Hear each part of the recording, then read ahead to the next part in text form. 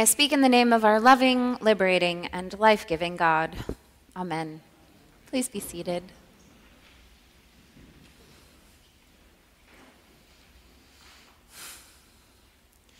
During spring break in my second year of college, I took part in a trip through Duke Chapel with Heifer International to a tiny village in Honduras, Ojo de Agua, in a remote corner of the country. Throughout the year, our group met once a week, getting to know one another, praying together, and reflecting on a dense reading list covering everything from the history of Central America to liberation theology. Heifer International had been organizing near Ojo de Agua for many years. Their model involved inviting individuals and communities to reflect together on their needs and then apply for funding and support to bring projects to light. They work with many generous donors and volunteers from some of the wealthiest countries in the world, like ours, but they don't go into a place assuming they know how to be helpful. Instead, they do the slow, important work of getting to know people, establishing trust, and listening carefully.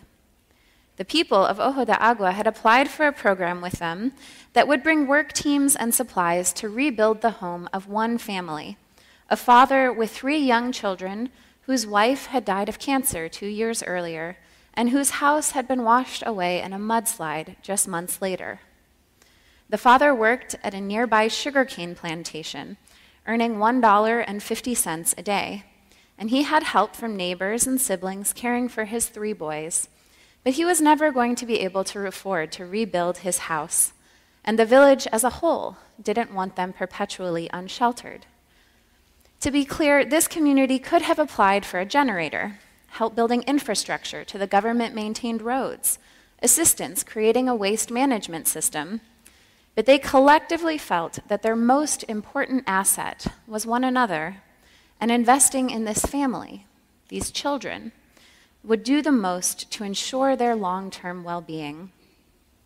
So our team became one in a rotation of international visitors who brought materials, money, and labor to build the house. We slept in an old school on cement floors and thin blankets.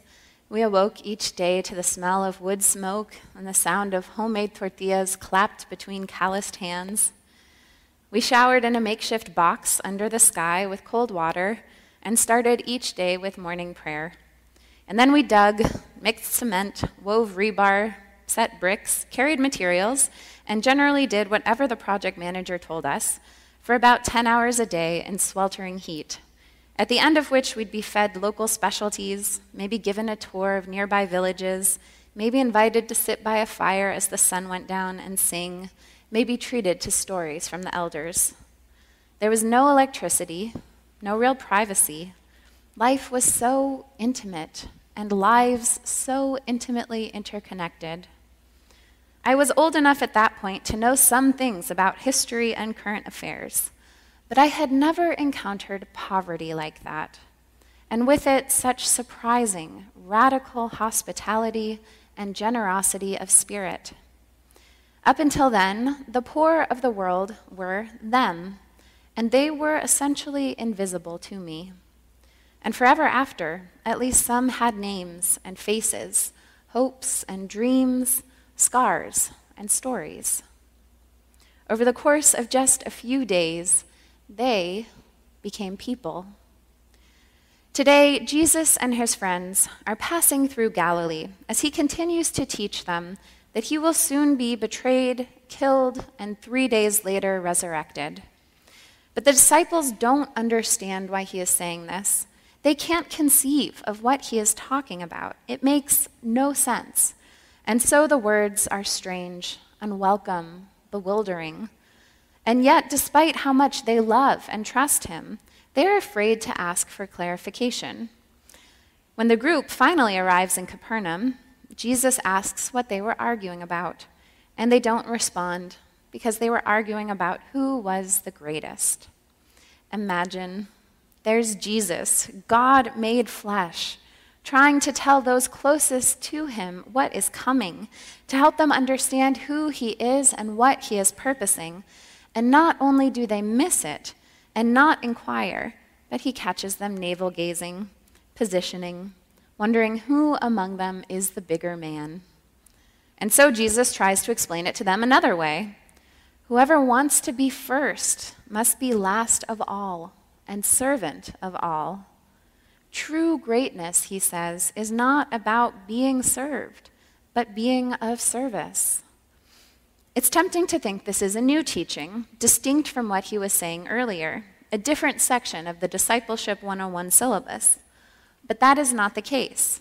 This is a continuation of what he was just teaching about the cross and tomb, because it is Jesus' embodiment of servant leadership that will so threaten the powers of the world, that will so enrage those used to being served, that they would rather murder him than look at their lives and their world differently.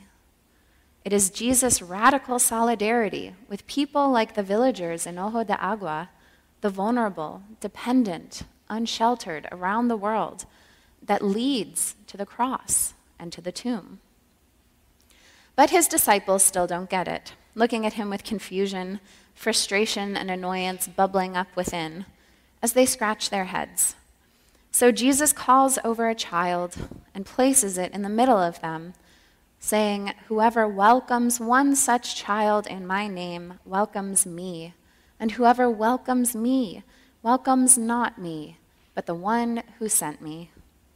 Now, to begin to understand the nature of this message, we need to remember that children were not people in the ancient world. Our culture idealizes childhood, romanticizing the innocence and wonder of children, the utter dependence of the young, so much in need of our support and protection. But in ancient societies, children were nothing. They had no rights, no inherent dignity, no value.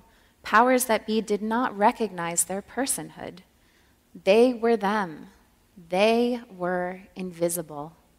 The very idea that a child would have any standing, any value, anything to teach adults, and particularly male adults, would have been absurd, kind of offensive. And yet here Jesus is saying that if his disciples want to be truly great, eternally great, they must learn to welcome, embrace, tend, care, serve those among them who cannot confer power or status on them, who will actually impinge on their independence, who can offer nothing in return. People with great need, people they never saw before. There are a lot of invisible people in our world today, people we might be peripherally aware of, but not actually see. People, our culture, and society work hard to hide from view. Think of those suffering from mental illness who were for years locked away in state-run asylums, and the unfortunate many who still are. Think of the almost 2 million human beings locked away in prisons in this country. Think of those with developmental delays and ability differences, often hidden from view of the general public. Think of the gardeners and waiters and Uber drivers and trash collectors sleeping in their cars on the streets of our communities. Think of the children in our foster system, in detention centers, in juvenile justice systems. Think of the over 3 billion people, almost half of the world's population, living underneath the international poverty line, surviving on less than $1.90 a day. Like the people of Ojo de Agua, like the 3 little boys whose home I once helped build, who are surely now men themselves and may or may not be laboring alongside their dad at the sugarcane plantation. Jesus plucks up one of them. Note that the child in this story has no gender. It is not a he or a she, but an it. And Jesus places that one in the center of his closest circle and invites the disciples to see someone who had previously been invisible to them, to make room in their lives and their hearts for this very vulnerable, overlooked, sometimes troubled, often traumatized plurality that we actually have to work quite hard not to notice, be quite vigilant about keeping at bay. And so the alarming question before us is, when Jesus comes into our lives, telling us life-giving but difficult truths, how will he find us? Willing to take the risk and ask for some help understanding, or arguing amongst ourselves about who is the greatest, who has the nicest car, the biggest house, the most robust investment portfolio, the most impressive titles, who's worked for the most prestigious companies, gone to the best universities, tasted the most rarefied wines. Now, to my knowledge, Jesus never said we aren't to enjoy this life. If anything, I think Jesus wants us to enjoy it to its fullest potential. And surely delighting in some of our accomplishments is not all bad. I myself have 2 diplomas from renowned universities hanging in my office. The problem is that positioning, vying for power and prestige, not only can, but inevitably will, eventually, distract us from the much more demanding, much more bewildering, much more life-giving work of the gospel, still as radically countercultural and beguiling to most as it was in Jesus' time, the work that leads to fullness of life, to joy, to deep meaning. I think we, like the disciples, know when we have missed the mark. The disciples don't answer Jesus when he asks them what they've been talking about because they know it is not a worthy topic of conversation. They know it's a waste of time, but they got distracted. It happens. Similarly, we can look over last year's bank accounts, our giving records, our calendars, and we can look at how we've been spending our precious time, money, and energy, and generally know how close we are to our own ideals. Heifer International was very thoughtful about framing our trip not as an opportunity for us to be of service, but as an opportunity for us to build relationships within our team and among those with whom we'd be briefly staying. The point was not a kind of helper tourism, something primarily aimed at making us feel better about ourselves. After all, we could have just mailed the community of Ojo de Agua a check for covering the airfare for 12 people from Durham, North Carolina to Tegucigalpa, along with all the money we spent on materials and food and bottled water and ground transportation. My guess is it would have been more than $20,000, more than enough to hire some folks locally to build not only one house, but a neighborhood, probably enough to add some major infrastructure and a generator to boot. By comparison, our offering was rather meager. But if we had just sent a check, they would have remained them to us, and we might have remained them to our hosts. And our lives would not have been changed by the mysterious alchemy of encounter, by new sight, and I and my teammates wouldn't be able to witness for the rest of our lives with utter conviction to how smart and generous and inventive and hardworking and creative some of the world's poorest people really are, especially in the face of widespread stereotypes characterizing those on the margins as stupid, bad, or lazy. No one has to go to Honduras to make the shift Jesus invites us into. There are opportunities before us all the time to turn toward those hidden from view, the invisibles in our midst, most of which don't take a huge leap. We can just, try it. Look up a nearby prison. There's one in Milpitas, a local mentoring organization that works with underprivileged kids. CCLA supports a great one, a nonprofit focusing on affordable housing. CSA, whom we'll hear from later today, offers a lot of these supports. A local hospital or treatment center or inpatient mental health facility. These places are all around us, and many are desperate for volunteers and allies. These options are as available to us every day as calling a friend, browsing Facebook, or grabbing a cup of coffee. Our wider culture will not support us in this.